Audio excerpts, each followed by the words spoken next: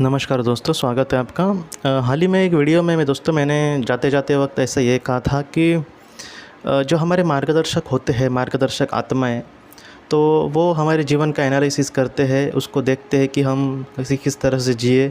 और जब हम इस दुनिया से मैं समझो चला जाऊँ, मेरी आत्मा अब आत्मलोक में है, तो वो मेरे बारे में सब मतलब एक कहीं न कहीं सोचेगी या फिर एक ड्राफ्ट तैयार करेगी कि मुझे अब जीवन में किस तरीके से आगे बढ़ना होगा, किस मूल्यों को लेकर जीवन में आगे बढ़ना होगा। और इस तरीके से जब उसका काम ख़त्म हो जाएगा, तब उचित समय आने पर वो ये कहेगी कि मैंने तुम्हारे लिए एक जीवन का चयन किया है, तो ऐसा-ऐसा जीवन तुम्हें बाद में लेना है और तुम्हें इस जीवन में इस उद्देश्य के लिए तुम उस जीवन को जियोगे और उसमें आगे बढ़ने की कोशिश करोगे। तब मतलब ज़्यादातर जो सारी आत्माओं के साथ जितने हम लोगों की आत्माएँ हैं, तो उनका जो मार्गदर्शक होता है, वो ज़्यादातर ये सारी चीज़ें डिसाइड करता है। तो एक सर जी क्या लेडी थी, तो उन्होंने मुझसे कहा था कि ये मार्गदर्शक आखिर इतने महत्वपूर्ण क्यों होते हैं? एक मैडम जी थी, उन्होंने शायद पूछा था कि ये अगर मार्गदर्शक जिनके बारे में हम कह रहे हैं, वो हमारे जीवन में इतने महत्वपूर्ण क्यों होते हैं?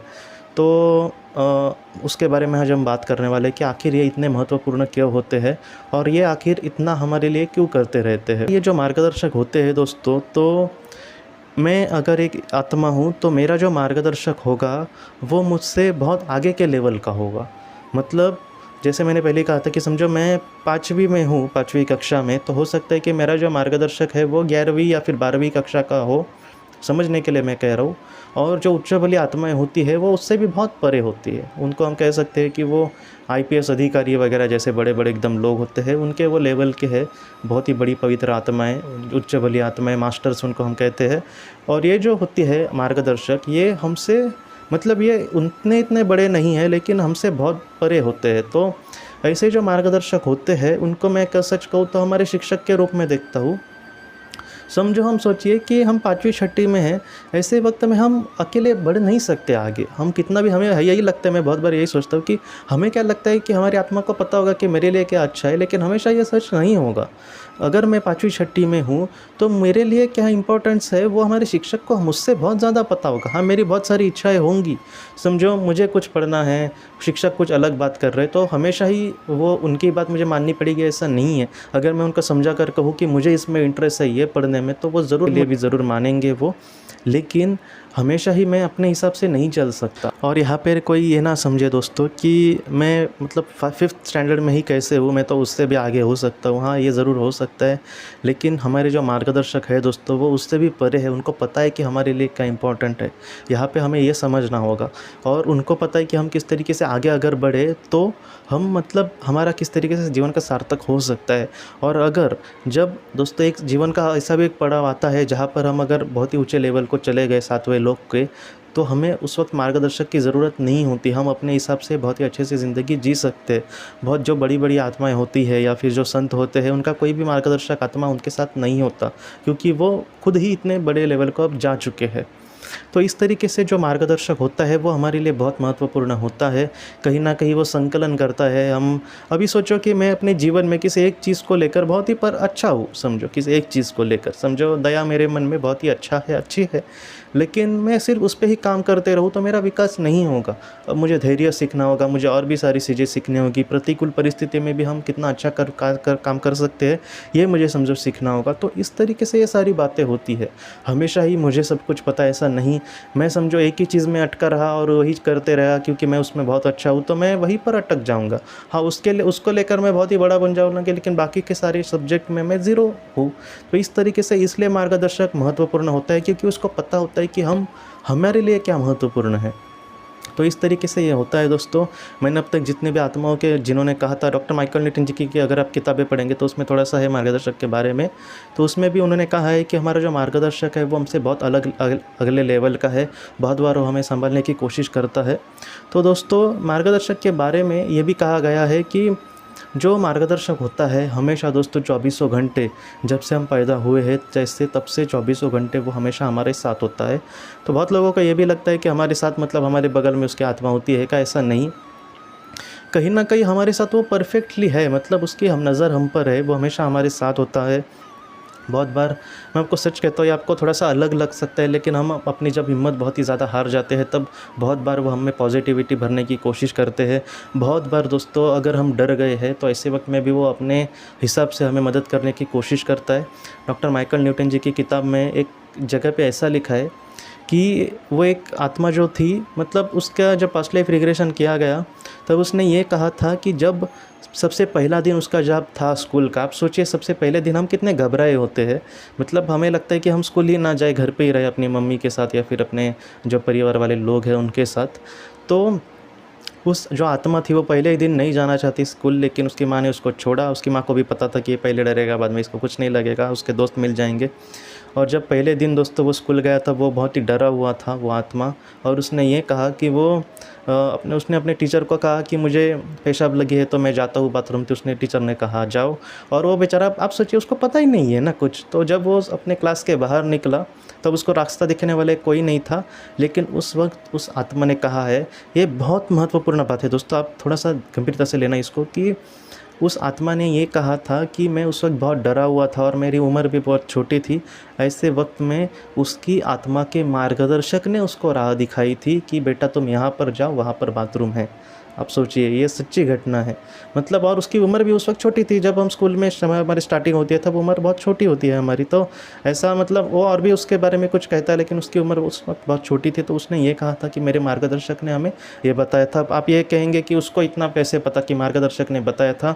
ये उस वक्त उन्होंने कहा है जब उसका पास्ट लाइफ रिग्रेशन चल रहा था, तो उस वक्त एक बातें उसने कही थी। तो हमारे जो मार्गदर्शक होते हैं दोस्तों, वो हमें, मैं आपको सच कहूँ तो हमें उनकी बहुत इज़्ज़त करनी चाहिए। बहुत बार मैं आपको सच कहता हूँ कि बहुत बार हम किसी गलत निर्णय को लेते हैं, लेकिन उसको सही बहुत बार मतलब सही करने के लिए मार्गदर्शक बहुत हमारी मतलब मदद करता है। मैं समझो किसी को कुछ भला बुरा कहने के लिए जा रहा हूँ और उसको मैं जा रहा हूँ, या फिर उसको मैंने फ़ोन किया और फ़ोन के बात करते समय अचानक हमारे कभी कभी मन में आ जाता है, जाने दो, तुम मतलब कुछ ऐसा कुछ मत करना जिससे उसको बुरा लगे, और मैं उससे अच्छी बातें करने लगता हूँ। तब हमें समझना चाहिए कि ये जो अच्छे विचार है वो हमारे मार्गदर्शक ने हमारे लिए डाले हैं, उसका हम पर पूरा परफेक्ट ध्यान होता है। मैं आपको सच कहता हूँ कि हमारे जीवन में जो भी अच्छे या फिर बुरे कर्म हमने किए हैं और हमें नहीं पता, उस हमसे ज़्यादा उसको ये सारी चीज़ें पता होती है, उसको सब कुछ पता होता है हमारे बारे में। अगर मैं इस दुनिया से चला जाऊँ तो बहुत बार मुझे बहुत ही बड़ी पवित्र आत्माओं के सामने जाया जाता है, और मतलब वो हमें कुछ सवाल पूछते हैं। इसको हम पृथ्वी पर इंटरव्यू जैसे लेते हैं, उसको उस तरीके से नहीं देखा जाता। वो बहुत ही प्यार से सवाल पूछेंगे और हमें कहेंगे। तो ऐसे वक्त जब हमें मतलब उन पवित्र आत्माओं के सामने रखा जाता है और वो हमें कुछ पूछते हैं, तब हमारा मार्गदर्शक हमारे पीछे हमेशा खड़ा होता है, और वो बहुत सारे सवालों के वो खुद जवाब देता है कि हाँ, इसने किस तरीके से अच्छा काम किया और इसने बहुत ही अच्छे से मतलब अपने जीवन को देखने की कोशिश की। अगर हमने अच्छे कर्म किए तो, नहीं तो अगर कोई इंसान मतलब बुरे ही राह पर चलता गया तो उसको ये कहा जाएगा कि तुम बहुत ही अच्छे से इसे कर सकते थे। एक आत्मा थी दोस्तों, उसने अपने जीवन में बहुत ही बुरा कर्म किया था। अपनी वाइफ़ को उसने बहुत ही टॉर्चर किया था, उसको मारपीट करता था। तो उसके जो मार्गदर्शक था, जब वो इस दुनिया से चला गया, तब एक तो उस इंसान को उसने बहुत बुरे कर्म किए थे, इस वजह से उसको अपने समुदाय से अलग करवाया गया। और उसके बाद उसके मार्गदर्शक ने उसको ये कहा कि तुम्हारे पास सिर्फ फ़िलहाल एक ही रास्ता है कि जैसा तुमने उसको टॉर्चर किया है, जैसा तुमने उसको दुःख दिया है, वैसा एक दुःख तुम्हें अपने जीवन में भोगना होगा। तुम्हें एक लड़की का ही फ़िलहाल जीवन लेना उचित है, और तुम ऐसे ही एक इंसान की वाइफ बनोगी जो तुम पर ऐसा अत्याचार करेगा। यही तुम्हारा मतलब, इसी तरीके से तुम्हें कर्म भोगने होंगे। तो उस इंसान ने मतलब सिर झुकाया और कहा हाँ। तो उस मार्गदर्शक ने उसको, इंसान को एक अलग जगह पे लेकर गया। उसको मतलब जो भी चीज़ें अगले जीवन के लिए इम्पोर्टेंट थी वो उसको करने के लिए वहाँ पर कहा, और उसको बहुत ही जल्द अपना अगला जन्म लेना पड़ा। तो मार्गदर्शक जो होता है दोस्तों, उसके हमें हमारे बारे में सब कुछ पता होता है, और वो सच में इन दुनिया में हमारे लिए बहुत इम्पोर्टेंट होता है। कोई अगर ये कहे कि मेरे लिए वो इम्पोर्टेंट नहीं है, ऐसा नहीं है। हमें नहीं पता, लेकिन हमारी आत्मा को उसकी बहुत ज़रूरत होती है। आप सोचिए दोस्तों कि बहुत बार मतलब हमें दूसरों की ज़रूरत पड़ती ही है। जैसे मैं आज भी मतलब ऐसा नहीं है कि हम थोड़ी बहुत चीज़ें जानते हैं तो हमें किसी की ज़रूरत नहीं, ऐसा नहीं है। और जो संत होते हैं वो भी कभी कभी छोटी छोटी लोगों से बहुत कुछ सीखते हैं, तो हम इतने बड़े हो गए ना, ऐसी बात है। तो इस वजह से जो मार्गदर्शक होते हैं हमें उनकी इज्जत करनी पड़ेगी। हमें मतलब हमें ये पहले तो एक्सेप्ट करना होगा कि हाँ, मैं किसी ना किसी मतलब हमें किसी की ज़रूरत है, और इस वजह से ईश्वर ने उन्हें हमारे लिए मतलब कहीं ना कहीं रखा है। हमें ये सोचना होगा कि हमारे जीवन में एक ऐसा भी पल आएगा जहाँ पर हम अगर वो जैसे मार्गदर्शक चाहता है वैसे बहुत ही अच्छे इंसान बनने की अगर हम कोशिश करें तो एक वक्त ऐसा आएगा कि हम बहुत ही ऊंचे लेवल को होंगे और वहाँ पर हमें मार्गदर्शक की ज़रूरत नहीं पड़ती। आखिर में बहुत लोगों का यही सवाल पड़ेगा कि जैसे हम अपने जीवन में पृथ्वी पर बार बार आ रहे हैं और इस तरीके से हमारे आत्मा का विकास होगा, तो जो मार्गदर्शक होते हैं वो आखिर कौन होते हैं? क्या उनको मार्गदर्शन का ही काम दिया जाता है? अगर हमारी आत्मा का लेवल कल समझो बढ़ गया तो वो मार्गदर्शक क्या किसी और को इस तरीके से मार्गदर्शन करेंगे? क्या उनके जीवन में कुछ अलग नहीं होता? तो ऐसा नहीं होता दोस्तों। अगर मैं अपने जीवन में भी बहुत अच्छे लेवल को समझो जाऊँ तो हो सकता है कि मुझे भी मार्गदर्शन का काम दिया जाए और किसी आत्मा की जिम्मेदारी दी जाए, तो ऐसे होता है। और बहुत बार ये भी देखा गया है दोस्तों कि जो हमारे मार्गदर्शक होते हैं वो भी हमारे लिए इस जीवन में आते हैं। मैं एक लड़की की कहानी देता हूँ, लड़की नहीं औरत थी वो ये कह रही थी कि मतलब उसका एक बेटा था और वो जो बेटा था बहुत ही अच्छा था, हमेशा उसको कुछ कहता था, मम्मी ऐसे अब जियो, मम्मी ऐसे जियो। और वो बहुत ही मतलब कहीं ना कहीं उसके बेटा उसका सब कुछ था और उसके हस्बैंड ने उसको छोड़ दिया था, तो वो बेटे को मतलब बेटा ही उसका सब कुछ था। और बेटा जब से हुआ उसको मतलब उसके ज़िंदगी का एक नया आकार आया। पहले वो बहुत ही परेशानी से में जीते थी लेकिन आज वो बहुत ही अच्छे से मतलब जीने की कोशिश कर रही है।